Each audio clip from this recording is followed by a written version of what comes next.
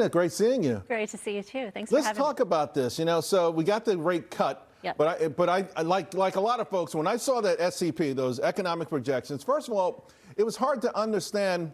They went up on some, down on others.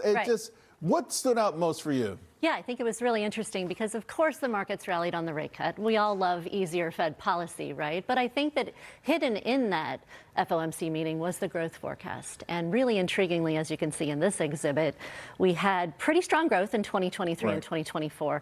2025 looked pretty dismal, 1.7% growth. The Fed had anticipated pretty dismal growth in 2026 as well at 1.8%. But they're now saying, no, actually, we see better prospects ahead. We're going to see closer to 2.3% growth in 2026.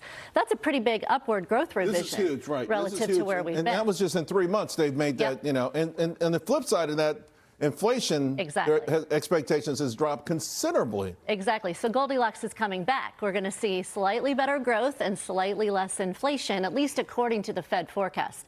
I think you have to ask yourself what's behind this. What could create a better growth forecast with a deceleration in inflation? And I think the answer is the Fed is starting to see some productivity gains emerge as a result of AI deployment. If they see that, though, does that mean they also see maybe some impact on jobs as well from AI? Possibly, and that may actually sustain the easing cycle for longer than many anticipate. That could be the hidden combination that the market is starting to suss out is easier rates and possible acceleration in growth because they're trying to prevent too much job weakness from emerging would be great environment for stocks. Let's see if it happens. Okay, speaking of emerging, an emerging theme for the overall market has been sort of rotation. Small caps looking pretty good, equal weights looking pretty good. But if you look at earnings for next year, the big tech stocks are still going to have strong earnings. Not as strong as it before, but more than, let's say, the 497. But also, you guys put this chart, the operating margins. At what point, do we need to see the sort of rest of the market, the operating margins, do we need to see them start to climb a little bit to justify this rotation? We do, and this is a really big key to 2026. Just like we saw last year at this time, we've seen rotation into non-tech. We've seen small caps start to perform a little bit better, cyclical starting to perform a little bit better. So if you've got a bit of deja vu, you're forgiven. It looks almost exactly the same. The market is trying to forecast better growth emerging in those non-tech sectors. Now, what we've seen in this chart is that just hasn't happened. For years now, tech operating margins have accelerated faster than the rest of the market. Tech earnings growth has grown at about 4 times the rest of the market's earnings growth. We've got to see that gap close over the course of 2026 to justify continued rotation into the non-tech space. In the meantime, quality versus value spreads, and of course, the rest of the market. Where are you here? Because, I was asking the question for a long time. Is it over? Is value investing over? It's been a long time since value has really outperformed. Yeah, it's been really interesting because what we show here is the correlations between the factors. And if you look pretty closely, prior to the pandemic, usually when quality was working, value wasn't.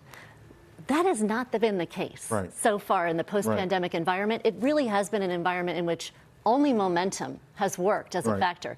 Quality and value have become somewhat negatively, basically not correlated from a negative correlation prior to the pandemic. So we're in this bizarre environment where only one thing is working. It's been momentum. Is it too early to say, okay, these are turning up and this is turning down, though? Not necessarily. Not necessarily. That's the hope, as we get more to a normalized environment. As we get further and further away from the pandemic, we start to see growth and inflation normalize. We start to see policy normalize. And then we can go back to the regular environment in which quality and value are anti-correlated. Momentum isn't the only story. In the meantime, you like the value sectors right now still, industrials, healthcare, and financials. I think when you think of the sum of the parts, if you look at things like valuations, earnings growth forecasts, in particular how earnings growth is going to manifest itself in 2026 relative to 2025, you look at recent revisions, you start to see some rotation trade emerging. If we can continue to see earnings revisions favor those non-tech segments, if we can continue to see the Fed easing, you should see a combination of value cyclicals start to perform a little bit better. Well, they've all been acting. They've all been sort of like acting like they're ready to go. They're ready giving to go. you plenty of teases, healthcare in particular in the last month. Gina, thank you so much.